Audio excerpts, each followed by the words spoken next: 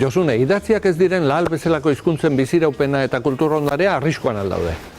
Bai, arriskuan daude. Azkenean badakigu edozein hizkuntzak bizirauteko transmisioa behar dula, eta oinarria dela ahozko transmisioa, belaunez belauneko transmisioa.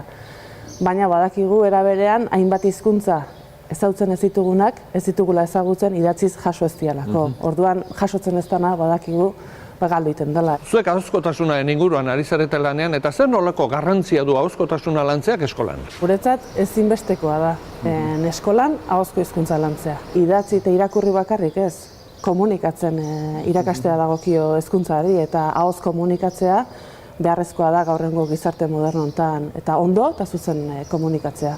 Tolosan esperientzia piloto bat ari zarete lantzen, zer ari zarete egiten zehazki? Tolosan 2011an laborategi bat sortu gendun, ahozko hizkuntza nola irakatsi eta nola ikasi ziteken pixka bat gehiago jakiteko. Material bat sortu dugu, metodologia ezberdina landu ditugu eta momentu honetan ari gara ikusten gazten komunikazio trebetasunak nola hobetzen diran material horren bidez eta irakasleen irakasteko gaitasun edo trebetasunak ere nola hobetzen diran eta zein diran eraginkorrenak. Eta hor baliatzen zarete ahoz belaunez belaun transmitituen kulturrondareaz?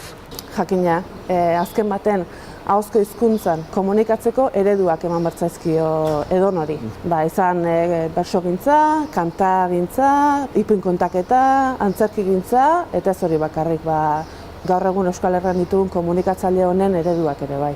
Eta han hemen kabilezaretenean ze pertzepzio jaso duzue ahozkotasunari eta gure ahozko ondareari ematen zaion garrantziaz eta erabileraz?